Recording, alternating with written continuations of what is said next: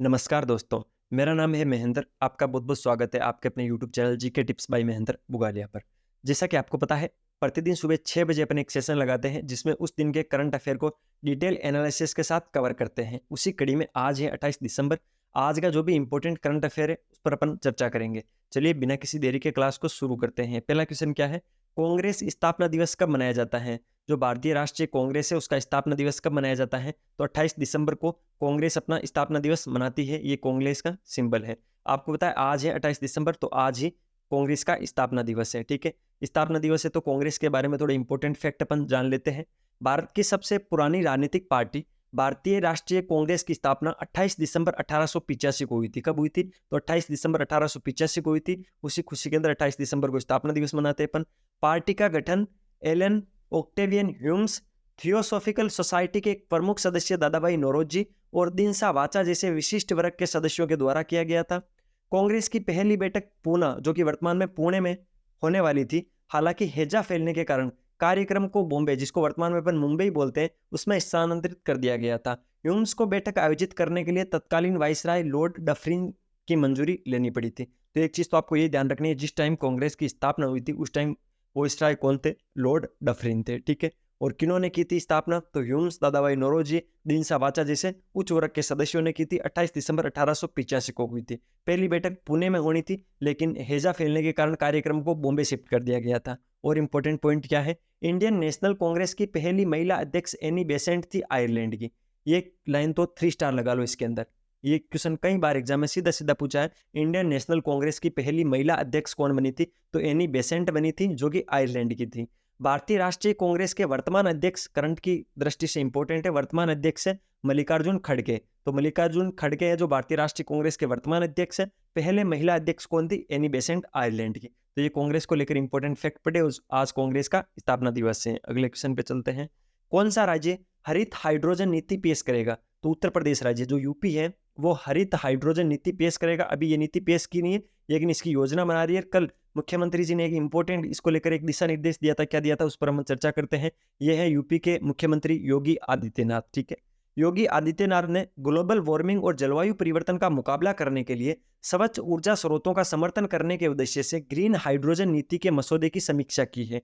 नीति को अंतिम रूप देने से पहले सीएम ने अधिकारियों को अन्य राज्य की नीतियों का अध्ययन करने के निर्देश दिए हैं। तो कल सीएम ने ये निर्देश दिए थे कि इस नीति को अपन लागू करें, उससे पहले जो अन्य राज्यों में ऐसी नीतियां चल रही हैं उनका आप अध्ययन करो और उस हिसाब से अपन इस नीति को लागू करेंगे। तो ग्रीन हाइड्रोजन नीति है, उत्तर प्रदेश राज्य में लागू हो रही है। ग्लोबल वार्मिंग और जलवायु परिवर्तन का मुकाबला करने के लिए और स्वच्छ ऊर्जा स्रोतों का समर्थन करने के उद्देश्य से यह योजना लागू की जाएगी। अगले क्वेश्चन पे चलते हैं। किस राज्य ने भूमि मानचित्रण के लिए ड्रोन तकनीक को अपनाया है? तो हरियाणा राज्य ने भूमि मानचित्रण के लिए ड्रोन तकनीक को अपनाया है और हरियाणा राज्य ने इस ड्रोन की सहायता से भूमि का मानचित्रण करेंगे। पूरा मैटर क्या है, डिटेल एनालिसिस के साथ कवर करते हैं। हरियाणा सरकार भूमि मानचित्रण, अपराध नियंत्रण और कृषि को बढ़ाने सहित विभिन्न अनुप्रयोगों के लिए ड्रोन का उपयोग कर रही है। हरियाणा की ड्रोन इमेजिंग और सूचना प्रणाली, जिसको दृश्य नाम दिया गया है, दृश्य ड्रोन प्रौद्योगिकी के साथ अवसर के नए क्षेत्रों की खोज करते हुए इन पहलों का नेतृत्व करती है।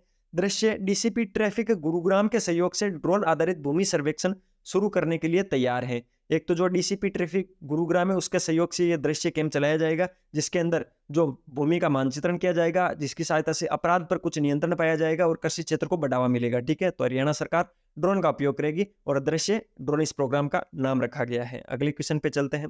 विंटर कॉर्निवल का उद्घाटन किस राज्य में किया गया? तो हिमाचल प्रदेश राज्य के अंदर विंटर कॉर्निवल का उद्घाटन किया गया है। हिमाचल प्रदेश राज्य के शिमला के अंदर ये प्रोग्राम का उद्घाटन हुआ था। तो ये विंटर कॉर्निवल के उद्घाटन के दिन की एक फोटो है। पूरा मैटर क्या है, डिटेल एनालिसिस के साथ कवर करते हैं। मुख्यमंत्री सुखविंदर सिंह सुक्खू। ठीक है, तो आपको ध्यान रखना है हिमाचल प्रदेश के मुख्यमंत्री कौन है? सुखविंदर सिंह सुक्खू। सुखविंदर सिंह सुक्खू ने 5 जनवरी तक चलने वाले शहर के लिए एक शिमला विंटर कॉर्निवल का उद्घाटन किया है। कब तक चलेगा? 5 जनवरी तक चलेगा। हाल ही में तबाही के बाद 30,000 पर्यटन वाहनों की आमद के साथ पर्यटन वापस लौट आया है। पर्यटन के लिए बजट में 3,000 करोड़ रुपए की बढ़ोतरी सरकार की प्रतिबद्धता को रेखांकित करती है। जो हिमाचल प्रदेश सरकार है, उसने 3,000 करोड़ रुपए की बढ़ोतरी की अपने पर्यटन के बजट में। इसके अलावा 5 जनवरी तक भोजनालयों को 24/7 यानी 24 घंटे सातों दिन सेवा की अनुमति भी दी है। तो ये पर्यटन को लेकर इंपॉर्टेंट था। और विंटर कार्निवल का उद्घाटन हिमाचल प्रदेश के अंदर हुआ। हिमाचल प्रदेश के मुख्यमंत्री कौन है? तो सुखविंदर सिंह सुक्खू हिमाचल प्रदेश के मुख्यमंत्री हैं। अगर आपको वीडियो की क्वालिटी और कंटेंट की क्वालिटी पसंद आ रही है तो मैं आपसे रिक्वेस्ट करूंगा, प्लीज लाल वाला बटन दबाकर चैनल को सब्सक्राइब जरूर करना, बेल वाला आइकन जरूर प्रेस करना, जिससे प्रतिदिन सुबह 6 बजे आपको करंट अफेयर के क्लास का नोटिफिकेशन मिल जाएगा। इसके अलावा प्रतिदिन एक सेशन अपने इस यूट्यूब चैनल पे और होता है, जो अलग अलग सब्जेक्ट पर जो अलग अलग टॉपिक्स है उसको अपन शॉर्ट नोट्स के माध्यम से या इंपॉर्टेंट क्वेश्चंस के माध्यम से कवर करते हैं। जैसे कि आज अपन 28 दिसंबर को क्या करेंगे, साइंस के इंपॉर्टेंट क्वेश्चंस देखेंगे, जो यूपी पुलिस कांस्टेबल हो गया, एसएससी जीडी हो गया, यूपीएससी हो गया, जो अलग अलग एग्जाम है जिनमें साइंस आनी है उनको लेकर वो इंपॉर्टेंट सेशन होने वाला। इसी तरह अपन पॉलिटी के, हिस्ट्री के, ज्योग्राफी के इंपॉर्टेंट क्वेश्चंस या कोई टॉपिक हो तो उसको अपन शॉर्ट नोट्स के माध्यम से कवर करते हैं। तो आप प्लेलिस्ट सेक्शन में जाकर उन वीडियोस को चेकआउट कर सकते हो और अच्छा सा कमेंट किया करो, जिससे मुझे मोटिवेशन मिलता है। अगला क्वेश्चन क्या है, रूस के साथ कुडानकुलम परमाणु परियोजना की भावी इकाइयों से संबंधित समझौतों पर हस्ताक्षर करने में भारत का प्रतिनिधित्व किसने किया है? तो रूस के साथ जो कुडानकुलम परमाणु परियोजना पहले से चल रही है, ठीक है, 2010 से लगभग ये चल रही है, ठीक है, तो उस परियोजना के अंदर और इकाइयां नहीं बनानी है, उससे संबंधित समझौते पर हस्ताक्षर करने के लिए भारत का प्रतिनिधित्व किसने किया था? तो एस जयशंकर ने, विदेश मंत्री एस जयशंकर ने किया था। ये उनकी फोटो है। इसके अलावा जो अगला ऑप्शन है, निर्मला सीतारमण, आपको पता है वित्त मंत्री है। स्मृति ईरानी है जो कि महिला और बाल विकास मंत्री और कपड़ा मंत्री है। राजनाथ सिंह रक्षा मंत्री हैं। तो भारत सरकार के मंत्रिमंडल के अंदर है राजनाथ सिंह रक्षा मंत्री है, स्मृति ईरानी कपड़ा मंत्री है और इसके साथ महिला व बाल विकास मंत्री भी है। निर्मला सीतारमण आपको पता है फाइनेंस मिनिस्टर है, वित्त मंत्री हैं। और एस जयशंकर जो विदेश मंत्री हैं, और इन्होंने रूस के साथ कुडानकुलम परमाणु परियोजना की भावी इकाइयों से संबंधित समझौतों पर हस्ताक्षर करने के लिए भारत का प्रतिनिधित्व किया था। पूरा मैटर क्या है, डिटेल एनालिसिस के साथ कवर करते हैं। कुडानकुलम परमाणु ऊर्जा संयंत्र रूस की तकनीकी सहायता से तमिलनाडु में बनाया जा रहा है। पहली चीज तो ये कहां पर है, तो ये तमिलनाडु के अंदर है, ठीक है, इंपॉर्टेंट तो ये है। इसके अलावा इसका निर्माण मार्च 2002 में शुरू हुआ था। फरवरी 2016 से कुडानकुलम एनपीपी की सहायता से बिजली इकाई 1000 मेगावाट की क्षमता लगातार काम कर रही है। तो ये 1000 मेगावाट की क्षमता की एक यूनिट तो काम कर रही है 2016 से। अब इसके अंदर दूसरी यूनिट को लेकर रूस के साथ समझौता हुआ है, जिसके अंदर भारत का प्रतिनिधित्व किसने किया है? जयशंकर विदेश मंत्री ने किया है, ठीक है। कुडानकुलम परमाणु ऊर्जा संयंत्र कहां पर है? तमिलनाडु के अंदर। किसके सहयोग से चल रहा है? रूस के सहयोग से। अगला क्वेश्चन क्या है, भारत ने सबसे पहले किस देश से कच्चे तेल की खरीद के लिए रुपये में भुगतान किया है? यानी भारत जो कच्चा तेल खरीद रहा है, विदेश से कच्चा तेल इंपोर्ट कर रहा है, आयात कर रहा है, उसका भुगतान जनरली डॉलर के अंदर होता है, अलग अलग माध्यम से होता है, लेकिन पहली बार रुपये की सहायता से किया गया है, वो हुआ संयुक्त अरब अमीरात। संयुक्त अरब अमीरात को शॉर्ट में यूएई भी बोलते हैं, ठीक है। क्या बोलते हैं? यूएई बोलते हैं, ठीक है। तो यूएई से जो कच्चा तेल खरीदा गया, उसके बदले में भारत ने पैसों में भुगतान किया था, इंडियन रुपयों में भुगतान किया था, ठीक है। तो ये इनको सब जानते हो, सारी मेहनत इसी के लिए चल रही है। 200 का नोट है, 50 का नोट है, 500 का, 2000, सब जानते हो इनके बारे में, ठीक है। डिटेल एनालिसिस करते हैं इस क्वेश्चन के बारे में। भारत अब संयुक्त अरब अमीरात के तेल आयात के लिए रुपये में भुगतान कर रहा है। लेन देन लागत में कटौती के लिए अपनी मुद्रा के वैश्विक उपयोग को बढ़ावा दे रहा है, ठीक है। लेन देन के अंदर लागत में कटौती कम होगी और जो अपनी मुद्रा है, जो रुपये है, उनको वैश्विक उपयोग में बढ़ावा दे रहा है। इसी के साथ ये रणनीति आपूर्ति स्रोतों में विविधता लाने और रूसी तेल पर मूल्य सीमा जैसे दायित्वों का पालन करने में मदद करती है। रूसी तेल के लिए भुगतान और यूएई के एडनॉक से खरीदारी रुपये में की गई है, जिससे संकेत मिलता है कि इस तरह के और सौदे भी हो सकते हैं। अब हो सकता है कि ज़्यादातर तेल रुपयों में ही खरीदा जाए, इस प्रकार के सौदे देखे जाएंगे। इसमें आपको याद रखने वाली चीज़ यही है कि हाल फिलहाल के अंदर जो संयुक्त अरब अमीरात यूएई है, उससे भारत ने कच्चा तेल खरीदा है, बदले में रुपये में भुगतान करके, ठीक है। अगले क्वेश्चन पे चलते हैं। अंतर्राष्ट्रीय महामारी तैयारी दिवस कब मनाया जाता है? तो 27 दिसंबर को अंतर्राष्ट्रीय महामारी तैयारी दिवस मनाया जाता है। कल 27 दिसंबर था, तो कल था अंतर्राष्ट्रीय महामारी दिवस, ठीक है। ये दिवस अब हाल फिलहाल के दिनों में थोड़ा इंपॉर्टेंट है, क्यों? आपको पता है अभी कोविड महामारी आई थी, पेंडेमिक आई थी, एंडेमिक आई थी। तो जो कोविड महामारी के बाद ये क्वेश्चन पूछा जा सकता है, मेरे दिमाग में ये क्वेश्चन आया कि अंतर्राष्ट्रीय महामारी तैयारी दिवस के बारे में आगे आने वाले एग्जाम में ये क्वेश्चन पूछा जाएगा। तो इस पर अपन डिटेल चर्चा भी कर लेते हैं, अगर कोई क्वेश्चन आए तो अपन सही कर पाने की स्थिति में रहें। किसी भी महामारी या संक्रमण के फैलने जैसी आपात स्थिति से लड़ने तथा महामारी से बचने के लिए पहले से ही सभी जरूरी तैयारियों के लिए प्रयास करने हेतु संगठनों व लोगों को प्रेरित करने के उद्देश्य से हर साल 27 दिसंबर को अंतर्राष्ट्रीय महामारी तैयारी दिवस मनाया जाता है। क्यों मनाया जाता है? तो जनरली चीज़ें, जो भी महामारी या संक्रमण फैल रहे हैं, कोई भी उसको लेकर आपात की स्थिति आ जाती है, तो उससे लड़ने के लिए और महामारी से बचने के लिए पहले ही जो भी संगठन है, लोग हैं, उनको प्रेरित कर देते हैं, जिससे कि उस महामारी से बचा जा सके। तो इसीलिए अपन ये दिवस मनाते हैं 27 दिसंबर को। अगले क्वेश्चन पे चलते हैं। तेलंगाना राज्य सरकार किस श्रेणी के श्रमिकों को 5 लाख रुपए का दुर्घटना बीमा और 10 लाख रुपए का स्वास्थ्य कवर प्रदान कर रही है?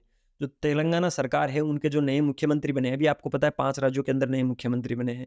किस राज्य में कौन मुख्यमंत्री बना है, किस दल का है, कितनी सीटें आई है, क्या आई है, उसको लेकर मैंने एक वीडियो अपने इस यूट्यूब चैनल पे डाल दिया है, तो आप वीडियो सेक्शन में जाके उनको देख लेना, या प्लेलिस्ट सेक्शन में जाना, करंट का सेक्शन निकालना, वहाँ पर आपको वीडियो मिल जाएगा। 10 एक मिनट का वीडियो है, जिसके अंदर वो 5 राज्यों के चुनाव अपन ने कवर किए थे। तो तेलंगाना के नए मुख्यमंत्री बने हैं रेवंत रेड्डी, जिनकी ये फोटो है। इन्होंने किस श्रेणी के श्रमिकों के लिए 5 लाख रुपए का दुर्घटना बीमा और 10 लाख रुपए का स्वास्थ्य कवर प्रदान कर रही है? तो गिग श्रमिकों के लिए, जो गिग श्रमिक हैं, उनके लिए तेलंगाना सरकार 5 लाख रुपए का तो दुर्घटना बीमा और 10 लाख रुपए का स्वास्थ्य कवर प्रदान करेगी। अब आपके कंफ्यूजन यही है कि सर गिग वर्कर्स क्या होते हैं, गिग श्रमिक क्या होते हैं? जो कैब ड्राइवर होते हैं ओला उबर के, इसके अलावा जो डिलीवरी बॉयज होते हैं, जोमेटो हो गया, स्विगी हो गया, इनके जो डिलीवरी बॉयज हो गए, इनको गिग वर्कर्स बोलते हैं, गिग श्रमिक इनको बोलते हैं। तो इनको लेकर तेलंगाना सरकार ने 5 लाख रुपए का दुर्घटना बीमा और 10 लाख रुपए का स्वास्थ्य कवर प्रदान करेगी। तेलंगाना के मुख्यमंत्री रेवंत रेड्डी ने राज्य में गिग श्रमिकों के लिए उदार बीमा और स्वास्थ्य कवर योजना की घोषणा की है। ठीक है, अगले क्वेश्चन पे चलते हैं।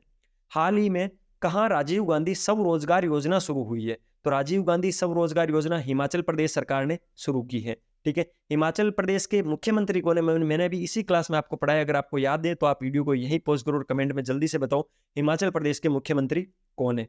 तो हाल ही में कहाँ राजीव गांधी स्वरोजगार योजना शुरू हुई है? तो हिमाचल प्रदेश के अंदर शुरू हुई है। ये हिमाचल प्रदेश सरकार के ऑफिशियल पेज पर एक लेटर लिखा पड़ा था, तो मैंने यहाँ पर आपके लिए लगाया है। स्टार्टअप फंड की गारंटी पूरी, युवाओं के लिए 680 करोड़ की राजीव स्टार्टअप योजना। ई टैक्सी की खरीद पर 50% तक की सब्सिडी मिलेगी, ये इसके अंदर एक हाईलाइट कर रखा था, तो ये पूछा जा सकता है। 680 करोड़ की ये योजना है, युवाओं के लिए योजना बनाई गई है। पूरा मैटर क्या अपन समझते हैं। राजीव गांधी स्वरोजगार योजना का प्राथमिक लक्ष्य राज्य के बेरोजगार युवाओं को काम खोजने में मदद करना। इस योजना के माध्यम से राज्य सरकार राज्य के प्रत्येक स्थानीय युवाओं को वित्तीय सहायता देगी ताकि वे खुद का व्यवसाय शुरू कर सकें। तो युवाओं को रोजगार देने के उद्देश्य से राजीव गांधी स्वरोजगार योजना शुरू की है, जिसके अंदर जो गवर्नमेंट होगी कुछ नए वाहन खरीदते हो तो उन पर सब्सिडी वगैरह देगी, ऐसा कुछ करेगी। तो 680 करोड़ की ये योजना शुरू की है हिमाचल प्रदेश सरकार ने। ठीक है, तो ये था 28 दिसंबर का इंपॉर्टेंट करंट अफेयर। क्लास आपको कैसी लगी, वीडियो की क्वालिटी कैसी है, कंटेंट की क्वालिटी कैसी है, वो कमेंट बॉक्स में बता सकते हो। अगर आपको अच्छी लगी तो मैं आपसे रिक्वेस्ट करूंगा लाल वाला बटन दबाकर चैनल को सब्सक्राइब करना, बेल वाला आइकन जरूर प्रेस करना, जिससे प्रतिदिन सुबह 6 बजे आपको एक क्लास की करंट अफेयर के क्लास की नोटिफिकेशन मिल जाएगी, मुझे मोटिवेशन मिल जाएगा। अच्छे अच्छे कमेंट किया करो। मिलते हैं फिर नए सेशन के साथ, तब तक अपनी पढ़ाई जारी रखो, स्वास्थ्य का ध्यान रखो। टेक केयर, जय हिंद।